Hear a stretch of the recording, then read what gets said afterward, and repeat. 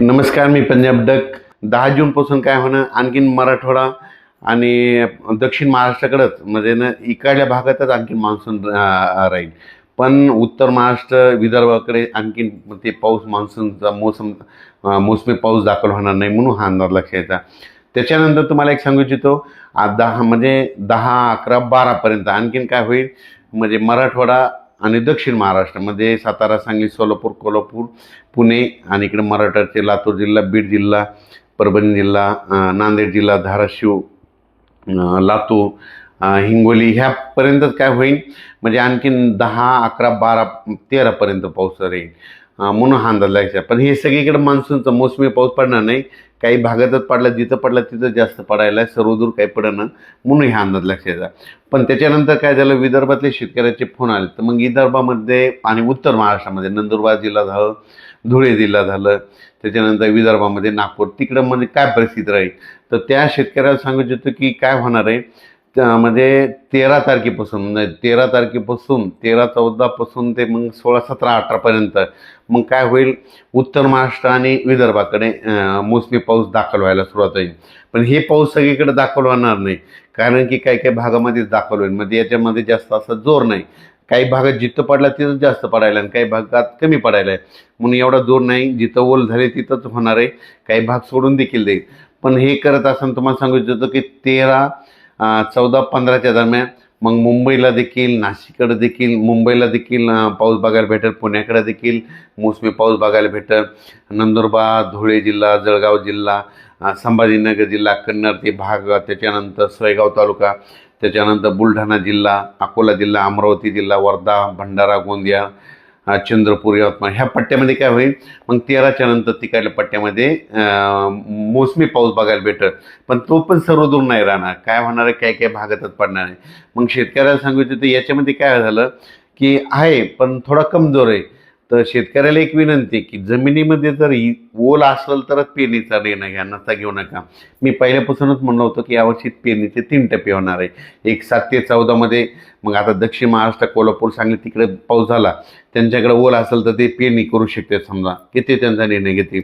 त्याच्यानंतर काय होणार आहे, जूनच्या शेवटच्या आठवड्यात म्हणजे 20 जून ते 30 जूनमध्ये एक पेरणीचा टप्पा राहील. मग त्याच्यामध्ये देखील महाराष्ट्रामध्ये पाऊस पडणार आहे. आणि त्याच्यामधून जर काही शेतकरी उरले तर 10 जुलै ते 15 जुलैमध्ये पाऊस येईल आणि त्याच्यामध्ये सर्व शेतकऱ्याची पेरणी होणार आहे, म्हणून हा अंदाजाच्या. पण उत्तर महाराष्ट्र, खास करून उत्तर महाराष्ट्रातल्या शेतकऱ्याचे काही मिरची लागवड आहे, त्यांच्या विहिरीचे पाणी संपले, मग ते पाऊस येण्याच्या प्रतीक्षेत आहेत. तर त्यांच्या उत्तर महाराष्ट्र, कन्नड तालुका, सिल्लोड, भोकरदन, त्याच्यानंतर जळगाव जिल्हा, नंदुरबार जिल्हा, धुळे जिल्हा, त्या शेतकऱ्याला सांगू इच्छितो की पारोळा तालुका, की तुमच्याकडं मात्र 13 तारखेपासून 13 जूनपासून ते 17, 18पर्यंत दररोज वेगवेगळ्या भागामध्ये विखुरलेल्या स्वरूपाचा हे मोसमी पाऊस दाखल होईल. सर्वदूर नाही पडणार, पण वेगवेगळ्या भागात पडणार आहे, म्हणून हे अंदाज शेतकऱ्यांनी लक्षात. त्याच्यानंतर विदर्भामध्ये देखील अशीच परिस्थिती राहील.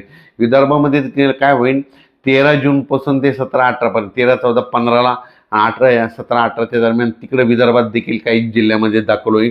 पण हे सगळीकडे दाखल होणार नाही, काही भागात होईल.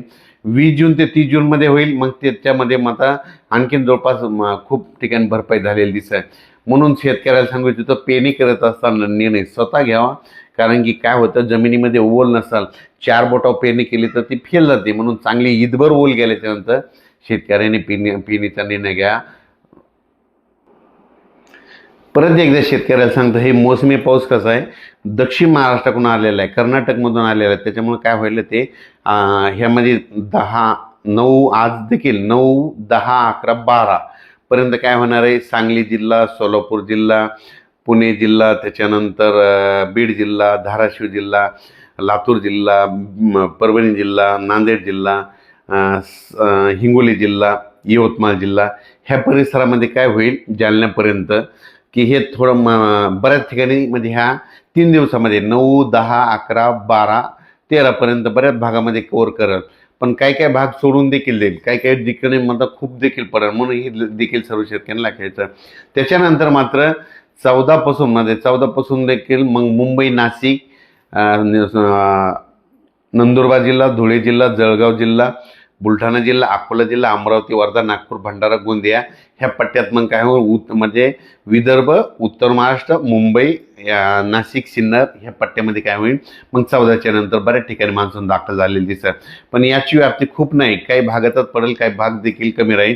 मग याच्यामधून जिथं नाही जर झाला तर तिथं 20 जून ते 30 जूनमध्ये परत एकदा पाऊस येणार आहे. मग तिथं त्या ठिकाणी पाऊस येईल आणि त्याच्यामधून जर काही शेतकरी उरले तर मग 10 जुलै ते 15 जुलैमध्ये एक पाऊस येईल आणि त्याच्यामध्ये सर्व शेतकऱ्याच्या पेरण्या होतील. अचानक वातावरण बदल झाला तर लगेच एक शेतीला जाईल. धन्यवाद.